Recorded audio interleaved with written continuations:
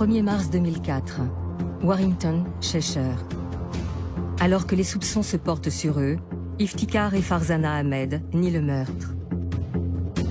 Would we kill our own daughter? And would you? Never.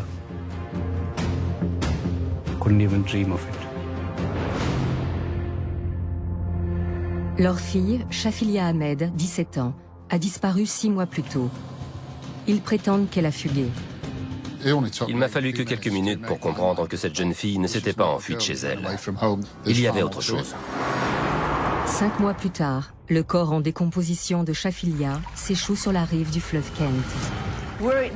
S'il n'y avait pas eu d'inondation dans le Lake District, le corps de Shafilia n'aurait jamais été retrouvé.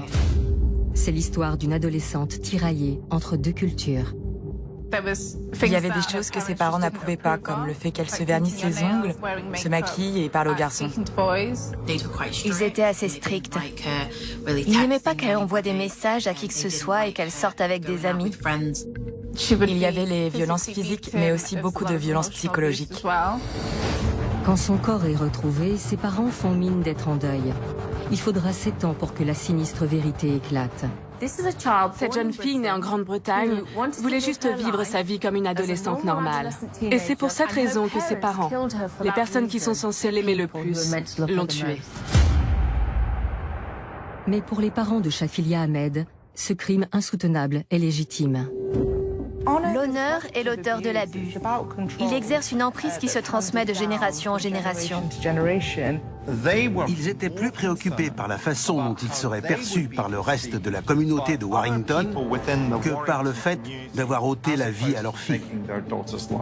Il n'y a pas d'honneur dans l'abus. Il n'y a pas d'honneur à tuer, quelle que soit votre culture.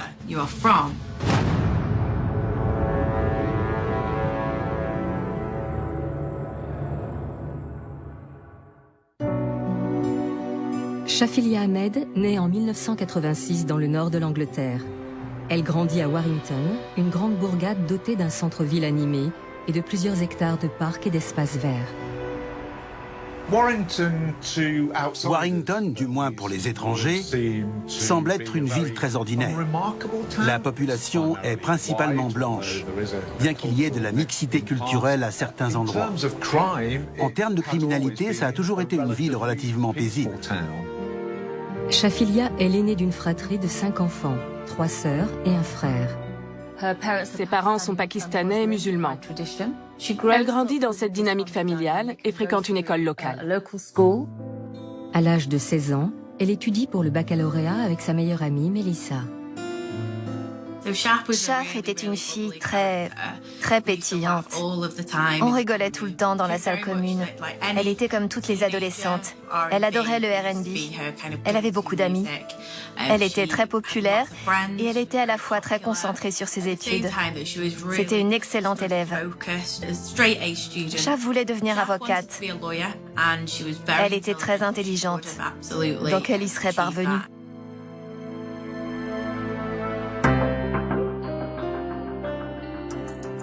Iftikhar et Farzana sont cousins germains et originaires du même village de la province de Punjab au Pakistan. Leur mariage arrangé a lieu en 1985. Par la suite, ils émigrent au Royaume-Uni et s'installent à Warrington, où Iftikhar est embauché comme chauffeur de taxi. Il y a une communauté asiatique très soudée à Warrington. Ses parents sont connus de tous. Son père avait une position assez élevée dans la communauté. Donc ses parents étaient des gens très respectés. Iftikhar s'est présenté comme quelqu'un d'assez humble et d'honnête. Farzana, quant à elle, s'est présentée comme une épouse dévouée. Les parents de Shafilia élèvent leurs enfants de manière traditionnelle, comme en témoigne Shaheen Mounir, une amie des filles Ahmed. Il y avait des choses que ses parents n'approuvaient pas, comme le fait qu'elle se vernisse les ongles, se teigne les cheveux, se maquille, le fait qu'elle parle aux garçons. Tout ça a été très mal vu. On a très vite compris que ses parents étaient assez stricts et ils n'aimaient pas qu'elle sorte avec des amis. Iftikhar et Farzana étaient plus préoccupés par la façon dont ils seraient perçus par le reste de la communauté de Warrington que par le fait de permettre à leur fille de s'exprimer comme elle le voulait. Mais Shafilia commence à se rebeller et ses parents ne l'acceptent pas. Shafilia parlait aux garçons et je crois que ce qui a envenimé la situation, c'est le fait qu'une personne de la communauté l'ait vue et a appelé ses parents pour leur dire « J'ai vu votre fille faire ça ». Ça fait partie de l'adolescence que de repousser les limites données par ses parents. Shafilia se maquillait, elle portait des vêtements occidentaux, elle écoutait de la musique occidentale. Elle aimait simplement faire ce que faisaient les autres adolescents. Il la punissait. Il l'enfermait dehors dans le froid. Il l'obligeait à s'asseoir sur une chaise dans la cuisine, avec la famille autour qui la regardait se faire battre. Il y avait aussi beaucoup de violence psychologique. Et je pense que c'est devenu de pire en pire. Le concept d'honneur est au cœur de l'idée que les Ahmed se font de la famille. Et c'est dans ce système que Javinder Sanghera a elle aussi grandi. En tant que femme, vous avez le pouvoir d'apporter l'honneur ou le déshonneur sur la famille par votre comportement. Les femmes sont considérées comme moins importantes et inférieures aux hommes. Vous devez vous comporter d'une certaine manière, rester discrète, ne pas attirer l'attention sur vous. Le regard des autres compte beaucoup. Quand quelqu'un voit quelque chose, il en parle, et ça s'ébruite. Shafilia a été battue par ses parents parce qu'elle ne vivait pas la vie qu'ils attendaient d'elle. Elle était maltraitée au nom de l'honneur. Ça n'a rien à voir avec la religion. Mais la religion était utilisée comme outil d'oppression.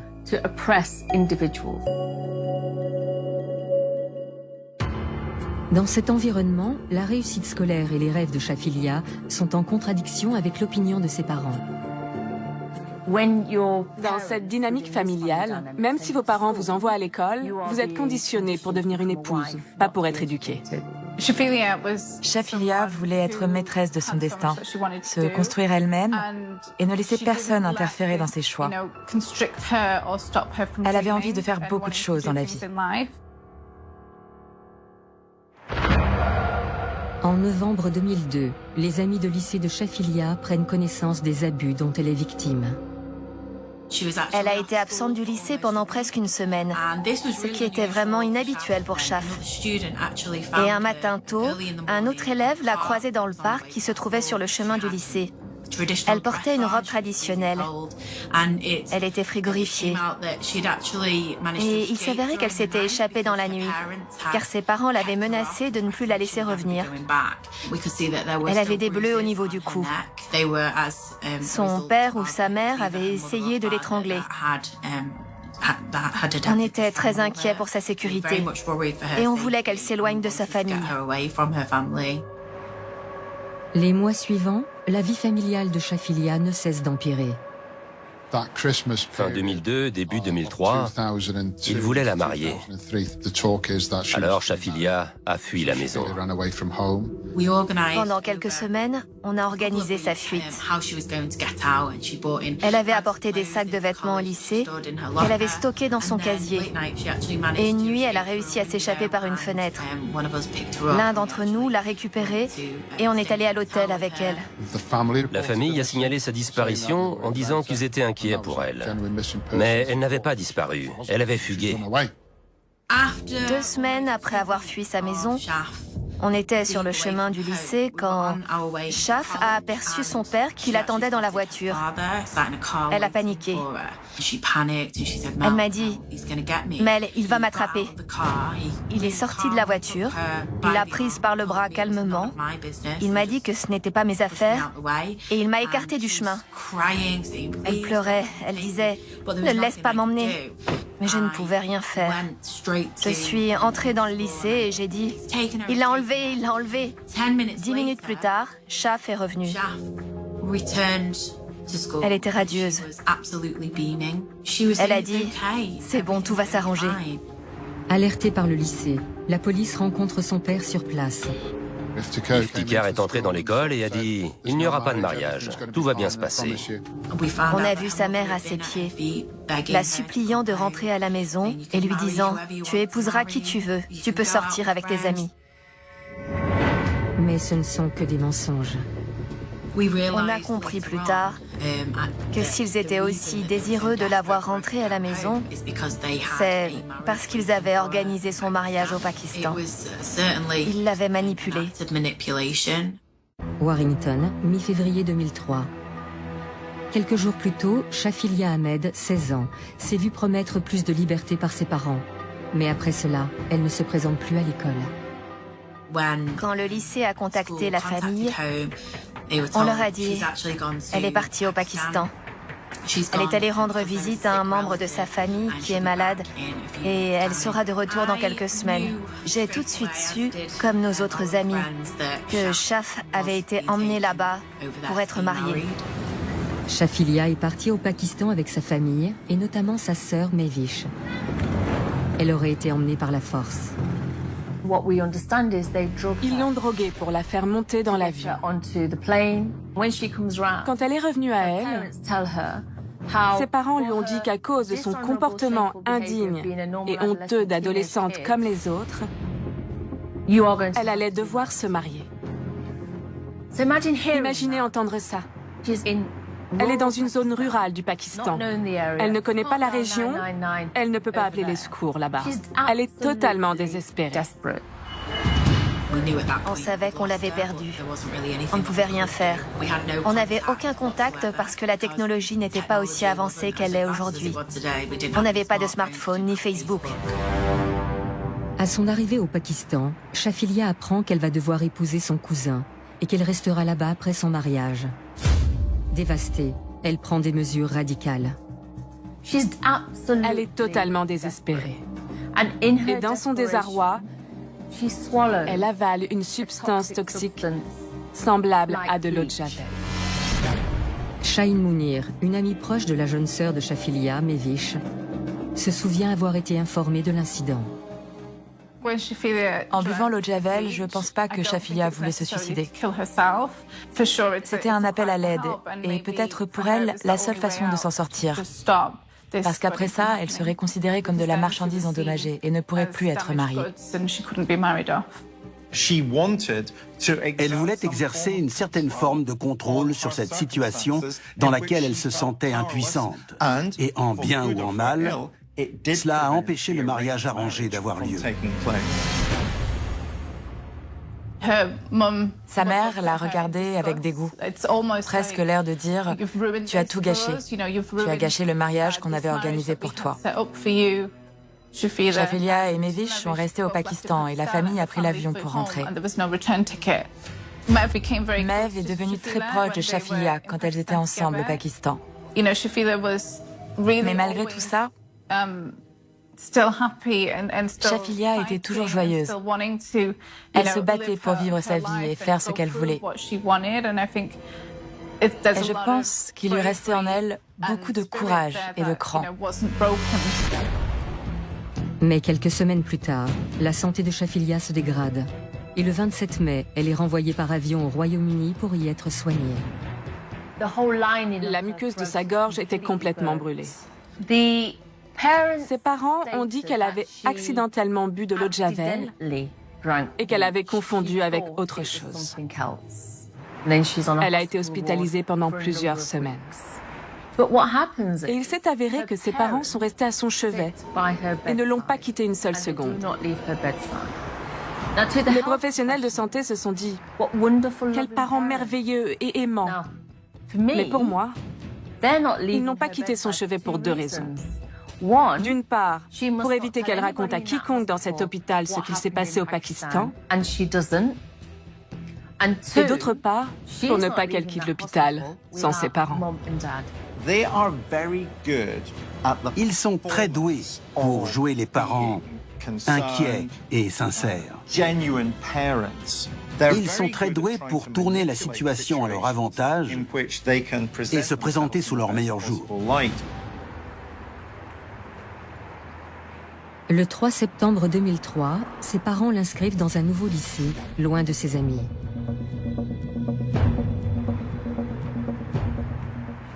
J'ai su qu'elle était de retour parce qu'une de mes amies l'avait vue et m'avait dit « J'ai vu Shaf ». J'ai dit « C'est pas vrai. Mets-nous en contact. Donne-lui mon numéro. » Et 3 jours plus tard, je l'ai eue au téléphone. Elle m'a dit « Ils ont essayé de me marier. » Puis elle m'a dit qu'elle avait été hospitalisée pendant 2 mois. On s'est mis d'accord pour se voir la semaine suivante, mais le lundi, je n'ai pas eu de nouvelles. Ça m'a un peu inquiétée parce que je savais qu'elle m'aurait contactée. J'en ai parlé à mon responsable d'année qui a téléphoné chez elle pour voir si elle allait bien. Quand l'ancien lycée de Shafilia contacte ses parents, ils disent qu'elle a fugué.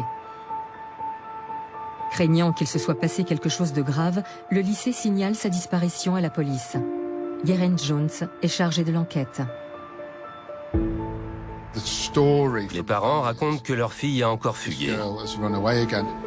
Ils affirment qu'elle serait allée au lycée le 11 septembre, puis au travail. Elle avait trouvé un petit boulot dans un centre d'appel à la fin de l'été. Sa mère serait allée la chercher à la sortie du travail, l'aurait ramenée vers 21h et ne l'aurait plus revue. Les parents de Shafilia disent qu'elle a fugué. Mais cette fois, ils ne signalent pas sa disparition.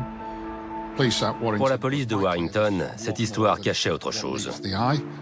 On avait la description du traitement médical à l'hôpital de Warrington, une rumeur de mariage forcé et le rapport d'un de ses professeurs disant que c'était une famille abusive. Bien qu'elle soit convaincue que les parents de Shafilia mentent au sujet de la fugue, la police doit enquêter sur leurs déclarations. On leur parlait comme à des parents d'une enfant disparue pour laquelle on était tous inquiets. Si elle avait vraiment fugué et que quelqu'un l'apercevait, l'enquête ne serait plus centrée sur les parents et on suivrait les preuves. Mais s'il mentait sur la fugue, ça voulait dire qu'il se passait quelque chose dans cette maison. D'importantes recherches sont mises en œuvre pour retrouver Shafilia, mais les efforts déployés par les chiens policiers et les plongeurs sont sans résultat. Le 19 novembre, la police donne une conférence de presse. La population a été d'une grande aide. J'ai décidé de ratisser aussi large que possible. C'est la raison pour laquelle j'ai fait appel à la population en diffusant un avis de recherche avec sa photo. Il diffusait des photos d'elle aux informations. Il parlait de sa disparition. C'était difficile à regarder parce que c'était notre amie qu'on voyait à l'écran. On a commencé à imaginer le pire. Une partie de nous espérait qu'elle s'était enfuie, mais on savait que c'était pas le cas. Elle avait mon numéro, elle nous aurait contactés. Toujours suspect dans l'affaire, les Ahmed refusent de faire avancer l'enquête avec la presse. Mike McCarthy, journaliste, couvre l'affaire. Une des choses qui m'a frappé, moi et tous les autres journalistes, c'est qu'on n'a pas eu le soutien de la famille.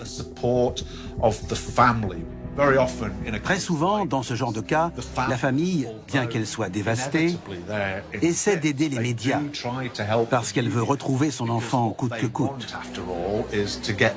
Mais ça ne semblait pas être le cas de la famille de Shafilia Ahmed. Cela a certainement et inévitablement éveillé les soupçons.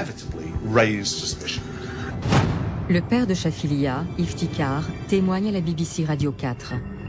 Cela attire l'attention de Javinder Sanghera, fondatrice de l'association Karma Nirvana, qui soutient les victimes d'abus au nom de l'honneur.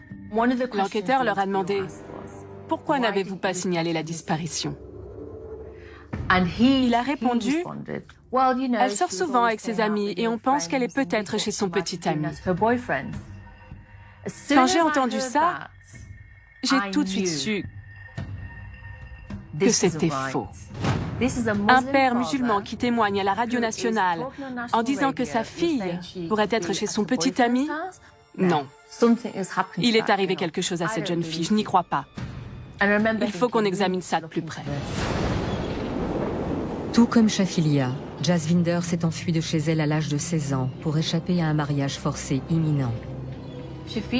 Shafilia, c'était moi, il y a des années. On a commencé à faire ce qu'on a fait à Karma Nirvana, sensibiliser les gens. Dès qu'on prenait la parole, on disait « Cette affaire est importante. En avez-vous entendu parler ?» Pour moi, on l'avait assassinée. Pour être honnête, je pensais que son père s'en était pris à elle. Et plus les jours passaient, plus j'en étais convaincue. Et elle restait introuvable. La police recueille d'autres preuves contre les parents de Shafilia, dont des rapports faisant état des mauvais traitements et de la tentative de mariage forcé. Le 18 décembre, la police arrête Iftikhar et Farzana pour enlèvement. Ils ont été placés en détention provisoire. Ils ont répondu aux questions, mais les interrogatoires n'ont mené nulle part, ce qui n'a fait qu'accentuer les soupçons.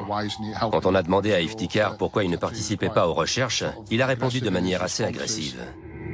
4 jours plus tard, Farzana et Iftikhar sont libérés sous caution. Puis la police fait une découverte dramatique. En début d'année, on a retrouvé un corps à Cumbria. Ça a tout changé. Warrington, 4 février 2004. Shafilia Ahmed, lycéenne de 17 ans, est introuvable depuis près de 5 mois. Plus le temps passe et plus la police craint le pire. Ce matin-là, alors que je me rendais au poste de Warrington, j'ai entendu à la radio que la police de Cumbria avait trouvé le corps d'une femme à Sedgwick, un petit village du Lake District. Il y avait eu une énorme inondation. Le fleuve Kent avait débordé. Il y avait des ouvriers sur la rive, et c'est l'un d'eux qui a trouvé le corps. Le corps est en état de décomposition avancée. La police de Cumbria envoie la description des vêtements de la victime à Geraint. Ils correspondent à ce que Shafilia portait la nuit de sa disparition. Ce soir-là, je suis rentré en me disant « ça pourrait être elle ». Reste maintenant à vérifier que les caractéristiques dentaires du corps correspondent à celles de Shafilia. Ils ont fait un relevé de sa mandibule, de sa mâchoire, et un membre de l'équipe l'a apporté au cabinet dentaire qui prenait en charge Shafilia. Son dentiste l'a regardé et a dit « ça ressemble, mais non ». J'avais posé des plombages blancs à Shafilia et ils n'apparaissent pas. Mais quelque chose me turlupinait. Alors j'ai décidé d'aller moi-même voir la police de Cumbria et je n'oublierai jamais ce moment. J'ai demandé à voir la mandibule qui avait été retrouvée et j'ai vu les plombages blancs. Ils n'avaient pas été relevés par la police. J'ai donc ramené la mandibule avec moi à Warrington chez le dentiste de Shafilia et il a reconnu son travail. Je me suis dit, là, on tient vraiment quelque chose. Le dossier dentaire et les tests ADN confirment que le corps est bien celui de Shafilia. Mais quand les agents de liaison se rendent chez la famille Ahmed pour leur annoncer la nouvelle, l'accueil est glacial. Ils ont été accueillis par une foule d'avocats. Chaque enfant avait un avocat. Farzana en avait un, Iftikhar également, et ils avaient aussi un conseiller juridique. Quand les agents sont ressortis, ils ont dit que c'était très tendu et que chacun de leurs gestes avait été scruté. La réaction de la famille à la découverte du corps n'est pas la réaction à laquelle on s'attend d'une famille face à quelque chose d'aussi terrible. Donc c'était suspect. La police informe également les camarades de la classe de Shafilia de la découverte de son corps. La police est venue. On a été emmenés dans une pièce à part avec notre responsable d'année et ils nous ont annoncé que c'était elle. On avait espéré que ce n'était pas le cas et qu'elle était en sécurité. Mais Shaf nous avait déjà dit « Un jour, mes parents me tueront ». Le médecin légiste n'est pas en mesure d'établir la cause exacte du décès, mais elle pense que Shafilia est morte asphyxiée. Elle n'est pas morte de cause naturelle. Il s'agissait désormais d'une affaire de meurtre. La police tient une autre conférence de presse. Je me souviens qu'on était assis dans le salon quand on a appris aux informations que son corps avait été retrouvé. Ce qui s'est passé est absolument horrible. J'ai mis ma tête dans mes mains et je me suis sentie profondément attristée. L'atmosphère à Warrington a changé du jour au lendemain. Les gens voulaient connaître la vie de Shafilia, savoir ce qu'elle avait traversé, pourquoi elle avait visiblement été assassinée. Les parents de Shafilia n'ont pas été invités à la conférence de presse car ils sont suspectés. Je venais de finir la conférence de presse en direct, en tête-à-tête avec quelques journalistes, quand un collègue est venu me voir et m'a dit « Ils sont là ». J'ai regardé à ma gauche et j'ai vu Iftikhar et Farzana entrer par la porte principale. Les Ahmed se montrent dévastés. Leur avocat s'adresse aux médias. Ils ont demandé à la police de focaliser son attention ailleurs, d'arrêter de s'en prendre à la famille. Ils ont parlé de préjugés ethniques. Évidemment, personne ne veut être accusé de racisme ou d'insensibilité culturelle. La police a donc dû trouver le juste équilibre. Selon moi, c'était pour mettre la police du Cheshire en difficulté. C'est récurrent dans ce genre d'affaires. Ça a pour but de ralentir l'enquête. Le 1er mars, les parents de Shafilia s'adressent directement aux médias sur ITV News. They decided to speak out, they say, because they can't stand the pressure of what is being said about them any longer. From what they come up with is to say that you're a Muslim family, you're Pakistani culture, this is the way you people are. That is the attitude they come up with. Suggesting what? Suggesting that the you Muslim people do these things. Do what? Would we kill our own daughter? Oh, would you? Never. Couldn't even dream of it. The Ahmeds are trying Les Ahmed essaient de reprendre le contrôle sur le récit des événements pour maîtriser la manière dont ils seront perçus. Ils veulent que leur interprétation de ce qui est arrivé à Shafilia soit adoptée par le public. Ça fait partie de leur besoin de contrôle. Malgré leurs protestations, les parents de Shafilia restent les principaux suspects de l'enquête. La police porte l'affaire devant le CPS, ou Service des poursuites judiciaires de la Couronne. Mais en juin 2004, 9 mois après le meurtre de Shafilia, le CPS décide de ne pas engager de poursuite. J'étais déçu. Je pensais qu'il y avait assez de preuves. Mais dans une affaire aussi grave, d'intérêt public national, vous ne pouvez pas vous permettre de vous tromper. On espérait que justice serait rendue très rapidement. Il paraissait évident que les parents étaient coupables.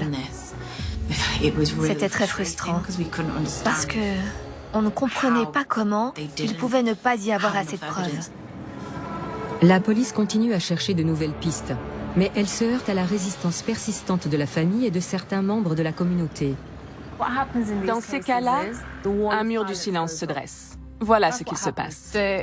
La communauté asiatique est très soudée et n'a pas pour habitude de débattre. On considère que ce ne sont pas vos affaires, et encore moins celles de la police. L'association Karma Nirvana est déterminée à obtenir justice pour Shafilia. Dans le cadre de leur travail de lutte contre les abus au nom de l'honneur, ils tiennent à ce que son nom reste dans les médias. Chaque année, à son anniversaire, on continue à parler d'elle. Elle ne serait pas juste un autre nom, parce qu'à ce moment-là, ses parents pensaient qu'ils allaient s'en sortir. Je me souviens avoir vu ses parents dans les magasins. Ils avaient cet air suffisant, presque un sourire quand ils nous regardaient. C'était très frustrant.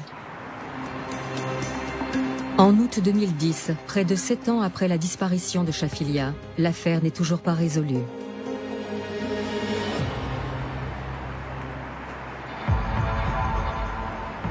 Les enquêteurs ont eu du mal à trouver du nouveau dans l'affaire. Puis, quelque chose de tout à fait inattendu arrive. L'affaire prend un nouveau tournant quand la jeune sœur de Shafilia, Alisha, s'introduit dans la maison de ses parents avec des complices pour voler des bijoux et de l'argent. Elle est arrêtée sur les lieux. Alisha, désormais détenue par la police, décide de leur dire ce qu'elle a vu et ce qu'il s'est passé. Et c'est ça qui a complètement changé les choses. Lors de sa garde à vue, Alisha révèle qu'à l'âge de 15 ans, elle a vu ses parents tuer sa sœur Shafilia. Alisha révèle que le soir où sa mère est allée chercher Shafilia au travail, comme d'habitude, elle était aussi dans la voiture. Elles sont rentrées à la maison et ça a tout de suite commencé. Un membre de la communauté avait appelé M. Ahmed pour lui dire « Votre fille se promène en t-shirt ». Et sa mère était très en colère. Ce soir-là, elle était avec un garçon à la sortie du travail. Le père est rentré à la maison et ils ont discuté du fait qu'elle recommençait. Donc ils l'ont tous les deux maintenue. Ils l'ont étouffée en lui couvrant le visage et ils lui ont enfoncé un sac en plastique dans la gorge. Je crois que son père continuait à la frapper pendant qu'il l'étouffait. Sa mère a dit « Finissons-en ». Et Shafilia s'était urinée dessus pendant la lutte.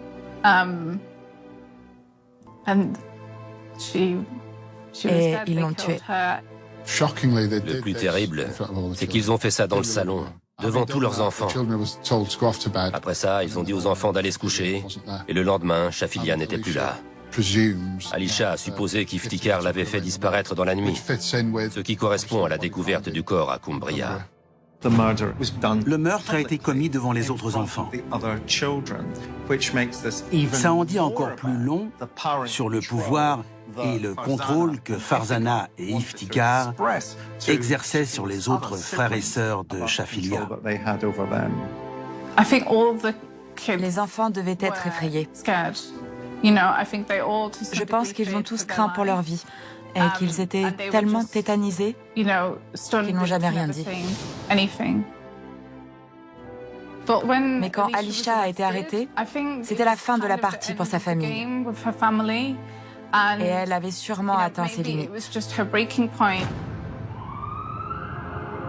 Après le récit d'Alisha, Iftikhar et Farzana sont immédiatement arrêtés pour meurtre. J'étais en vacances quand un ami m'a envoyé un message pour me dire de regarder les informations. J'ai été prise de vertige. Je me suis dit, bon sang, c'est eux.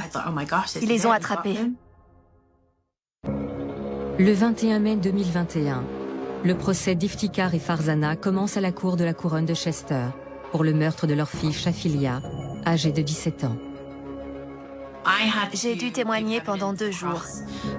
Toute cette expérience était assez palpitante d'une certaine manière, parce qu'après tout ce temps, ils avaient enfin assez de preuves.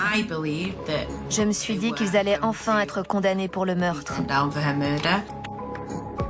Dans ses récentes déclarations à la police, Alisha a imputé le meurtre de sa sœur à ses parents.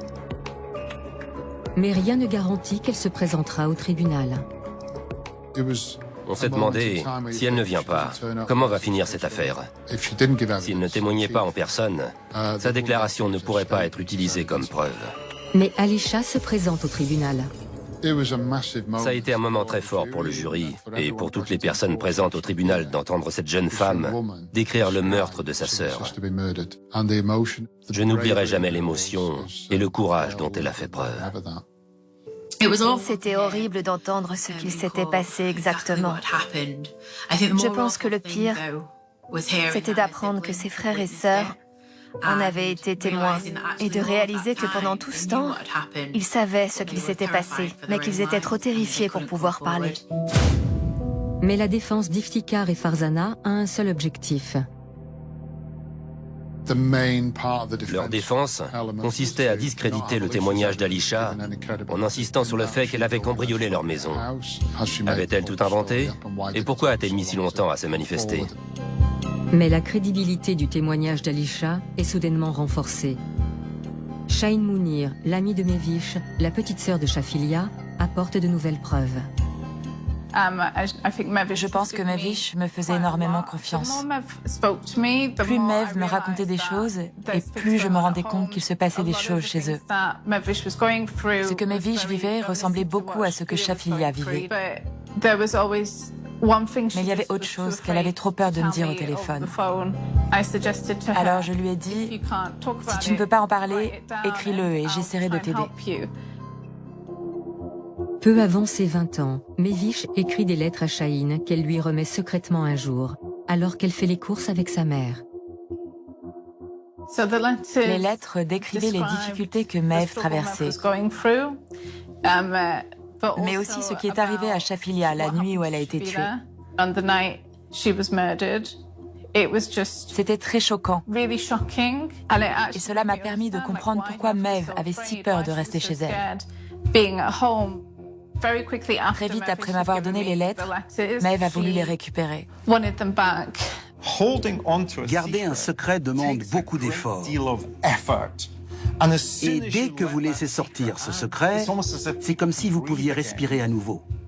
Mais vous pouvez ensuite vous dire, bon sang, je viens de révéler quelque chose que j'étais censé garder pour moi. Et vous vous sentez alors coupable et tiraillé une fois de plus. J'ai photocopié les lettres avant de rendre les originaux à Maeve, car je savais qu'elle allait les détruire. Je n'ai jamais parlé des lettres à personne.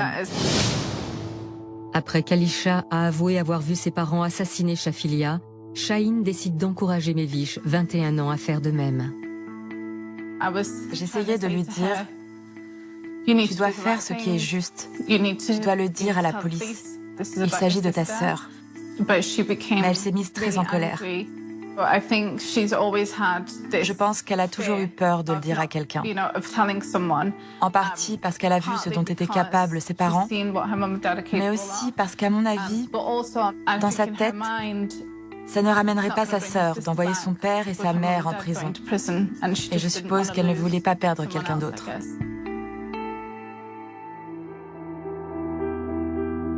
Durant le procès, Shaheen a de plus en plus de mal à garder le secret de Mevish. C'était sur toutes les chaînes d'information. J'ai lu le témoignage d'Alisha et j'ai vu comment la défense essayait de la faire passer pour une menteuse. Et c'est en lisant ça que j'ai eu un déclic et que je me suis dit, oublie tout ce que tu ressens. Alisha ne ment pas. Ils sont coupables et tu as des lettres qui peuvent aider. Alors j'ai contacté la police et je leur ai donné les lettres.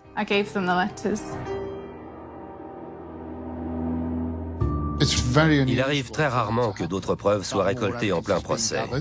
Le procès allait-il s'arrêter? La défense a dit qu'elle avait besoin de temps pour examiner cette preuve et qu'elle voulait un ajournement. Mais le juge a refusé. J'ai témoigné pendant 4 jours. C'était très dur. Mais malgré ce que je ressentais, je continuais à me dire, c'est pour Shafilia, c'est ce que j'ai de mieux à faire. Mevish est également appelée à témoigner. Mevish a tout nié en bloc. Elle a dit que les lettres étaient des œuvres de fiction parce qu'elle aimait écrire des histoires. Mevish s'est décrite comme une jeune fille qui inventait simplement des histoires sans vouloir faire de mal. Elle a défendu ses parents et elle a dit qu'ils n'avaient rien fait, qu'ils ne lui avaient jamais fait de mal et que Shafilia s'était enfuie. Je pense qu'elle était convaincue que c'était ce qu'il fallait qu'elle fasse. Elle se sent obligée. Elle a peur des conséquences pour elle-même si on la voit en train de témoigner contre ses propres parents,